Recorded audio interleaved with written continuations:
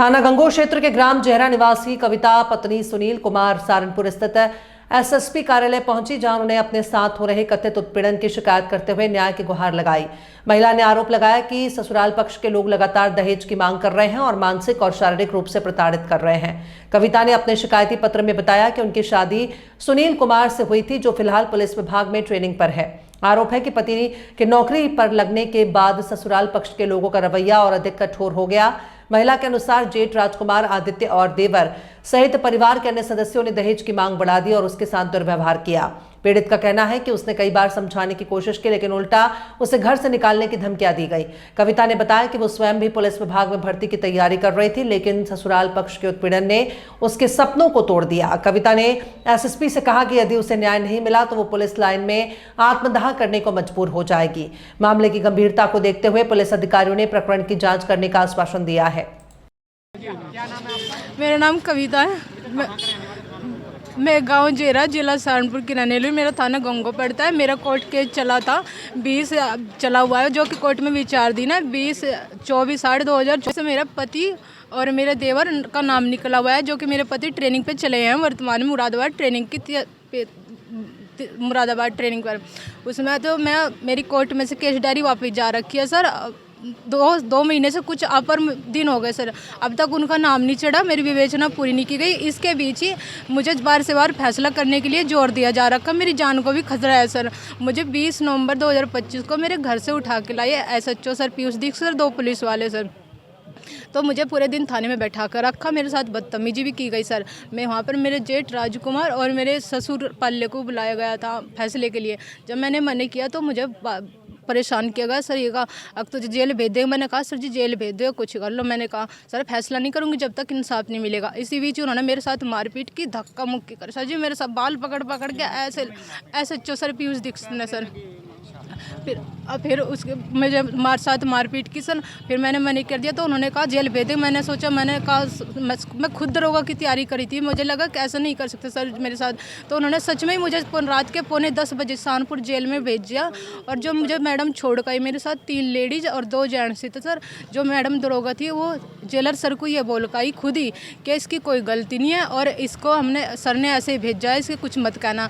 अगर सर मेरी गलती होती तो मैडम वहाँ पर ऐसे क्यों बोलती। उसके बाद अब मैं यहाँ सहारनपुर एसपी सर के पास एप्लीकेशन ले गया। एसएचओ के सर मेरे से बार फैसला करवाना चाहते हैं, करवाते नहीं थे। मेरे साथ बदतमीजी की है, उनके खिलाफ जल्द से जल्द कार्रवाई हो सर। और मेरे पति का नाम चढ़ा के जल्द से जल्द कोर्ट में पेश किया जाए सर, नहीं तो मेरी जान को खतरा है, लोग मुझे मार देंगे सर जी।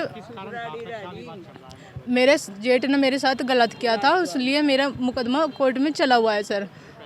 पहला ही चला है 24/8/2024 का सर। उसी बीच मेरे एक गुड़िया भी हो गई थी सर बड़े ऑपरेशन से, उस का भी उन्होंने पोस्टमार्टम करवा रखा सर जी, मुझे बार फंसाने के लिए। और सर मैं वहाँ पर नहीं फंसी तो पुलिस को पैसे देकर यहाँ इन लोगों ने मुझे फंसा दिया। मेरा सिविल खराब किया है सर। मैं तो खुद दरोगा की तैयारी कर रही थी, मैं कैसे पुलिस वालों के साथ बदतमीजी कर सकती।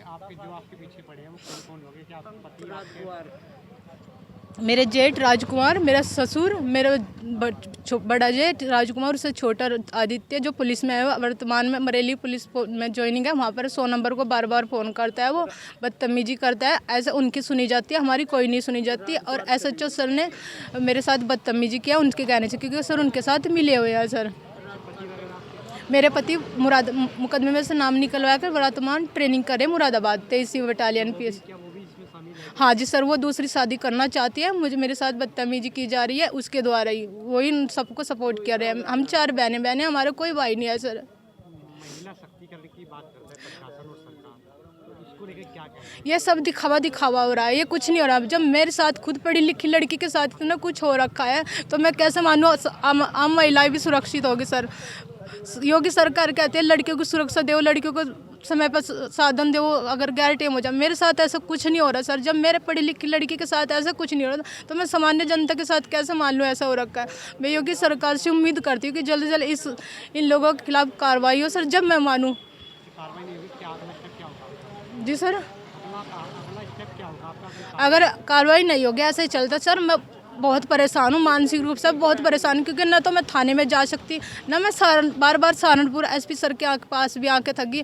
अब अगला कार मेरा यही होगा कि मुझे मरने के लिए मजबूर किया जा रहा है सर। मैं मर जाऊँगी अब, नहीं मुझे कोई ऐसा मिला सर जी कुछ भी। ये सर ने मेरी जांच जो है SPR सर को दे रही है, उनसे सर से SHO सर ने पहले ही बोल दिया कि मैंने बदतमीजी की है, मैंने अपशब्द बोल लिया। लेकिन सर मैंने अपशब्द नहीं बोलती, मैं हाथ जोड़ के कहती हूँ मैंने कोई बदतमीजी नहीं, कोई अपशब्द नहीं बोल लिया सर जी। मैंने 25 तारीख को यहाँ पर एप्लीकेशन दी थी, सर ने मेरे से कहा तुमने बदतमीजी क्यों की होगी, तुमने अपशब्द बोले इसलिए तुम्हें जेल डालेगा।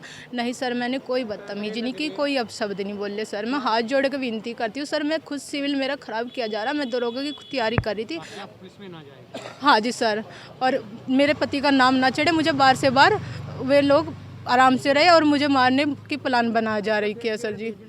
मुझे मेरे एक गुड़िया थी सर जो कि बड़े ऑपरेशन से हो रखी थी, वो भी अब बना रही सर जी। मैं अकेली हूँ तो मैं बहुत परेशान हूँ कि मेरे पीछे मायके में भी कोई नहीं है सर जी।